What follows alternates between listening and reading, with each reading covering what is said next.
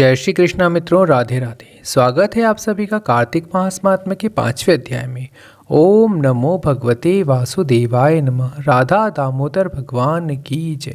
प्रथु बोले, हे मुनि, आपने कार्तिक माघ मासों का वर्णन किया है। आप इन महीनों के स्नान और व्रत का नियम भी बताइए। नारद जी बोले, हे राजन, तुम विष्णु के अंश से उत्पन्न हुए हो और तुमसे कोई बात छिपी नहीं है। तथापि मैं समस्त नियमों का वर्णन करता हूँ। आश्विन मास में शुक्ल पक्ष की एकादशी से संयम में रहकर कार्तिक के व्रतों को प्रारंभ करें। जब एक प्रहर रात्रि रहे तब उठें और जल का पात्र लेकर ग्राम से बाहर उत्तर दिशा को जाएं। दिन में प्रातः साय जनेऊ को कान पर चढ़ाकर उत्तर को मुख करके बैठें। सिर को कपड़े से ढाक लें, मुख को बंद रखें और श्वास लेना बंद करके मलमूत्र का त्याग करें। यदि रात्रि हो तो दक्षिण को मुख करें। मलमूत्र त्याग करके अपनी गुप्तेंद्रिय को मिट्टी लगाकर धोवें और दुर्गंध दूर करें। पुरुष शीशन पर 1 बार, गुदा पर 7 बार, बाएं हाथ पर 10 बार और दाएं हाथ पर 7 बार मिट्टी लगाएं। इस तरह गृहस्थी करें। ब्रह्मचारी को इससे 2 गुना, वानप्रस्थ को 3 गुना और सन्यासी को 4 गुना करना उचित है।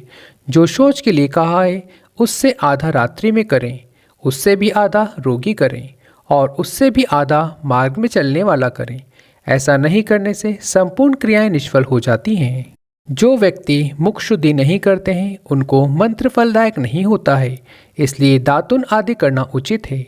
दातुन लगाते समय वृक्ष से कहें, हे वनस्पति, हमको आयु, बल, यश, तेज, संतान, द्रव्य, वेद पाठ की शक्ति और बुद्धि दें। यह कहकर नीम, बबूल, मौलसेरी, गूलर आदि वृक्ष की 12 अंगुल लंबी दातुन लावे। श्राद्ध तिथि तथा व्रत के दिन ऐसा न करें। प्रतिपदा, अमावस्या, नवमी, छठवीं तिथियों को और रविवार तथा चंद्रग्रहण, सूर्य ग्रहण के दिन दातुन न करें। संभालू, पीपल, बट, अरण और गंधहीन वृक्षों की दातुन न करें। नदी या कुएं पर स्नान करके स्वच्छ वस्त्र पहने। तदंतर विष्णु और शिव मंदिर में प्रसन्नता और विधि पूर्वक पुष्प, गंध, तांबूल ले जाएं। जहां भगवान के पूजन षोडशार उपचारों को कर स्तुति करके नमस्कार करें और भजन गावें। देवालय में भजन कीर्तन करने वाले विष्णु स्वरूप होते हैं। ऐसे सतयुगाधिक में तप, यज्ञ, दान आदि भगवान की प्राप्ति कराते हैं, वैसे ही कलयुग में भक्ति पूर्वक भजन कीर्तन से प्रसन्न होते हैं भगवान। हे राजन, मैंने जब भगवान से पूछा कि आप कहाँ निवास करते हैं, तब वह बोले, हे नारद, मैं बैकुंठ में योगियों के हृदय में नहीं रहता हूँ। मेरा निवास भक्ति और कीर्तन में है। गंध आदि से पूजन करने से मैं इतना प्रसन्न होता हूँ कि जितना कि मैं अपने पूजन से नहीं होता। जो मूढ़ नर पुराण, कथा और मेरे भक्तों का गान सुनकर मेरी निंदा करते हैं, वे मेरे दोषी हैं। सिरस, धतूरा, कटेरी, मल्लिका, सेमर, आक, कनेर, फूल तथा अक्षतों से विष्णु की पूजा नहीं होती है और जय, कुंद, सिरस, चमेली, मालती, केतकी आदि के फूलों से शिव की पूजा नहीं होती है। तुलसी पत्र से गणेश की, धूप से दुर्गा की, अगस्त के फूल से सूर्य की पूजा करना उचित नहीं है। यथा योग्य विधि से देवताओं की पूजा करके भगवान से क्षमा प्रार्थना करें कि हे सुरेश्वर, हे देव, मैंने मंत्रहीन, भक्तिहीन और क्रियाहीन पूजन किया है, अतः मैंने आपकी जो कुछ भी पूजा की है वह परिपूर्ण होवे। फिर प्रदक्षिणा करके दंडवत प्रणाम कर भगवान का कीर्तन और स्तुति करके उनकी प्रसन्नता के लिए पूजन करें। जो कार्तिक की रात्रि विधि पूर्वक विष्णु और शिव का पूजन करते हैं, वे अपने पूर्वजों सहित निष्पाप होकर बैकुंठ को जाते हैं। इति श्री 5वां अध्याय संपूर्ण। ओम नमो भगवते वासुदेवाय नमः। राधा दामोदर भगवान की जय। तुलसी माता की कथा। जय हो माँ तुलसी माता की।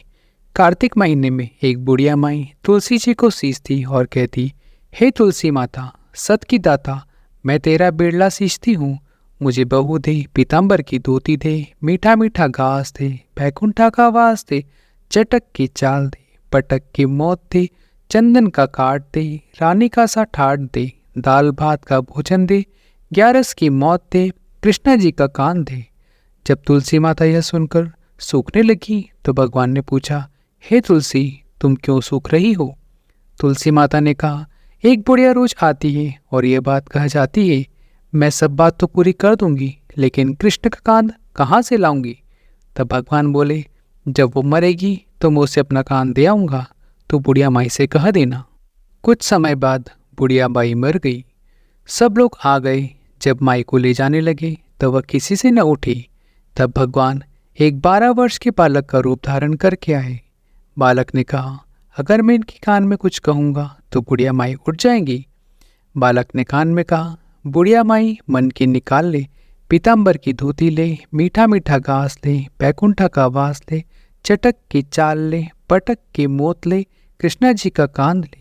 यह सुनकर बुढ़िया माई हल्की हो गई और भगवान ने कंधा दिया और बुढ़िया माई को मुक्ति मिल गई। हे तुलसी माता, जैसे बुढ़िया माई को मुक्ति दिलाई वैसे ही हम सबको मुक्ति दिलाना।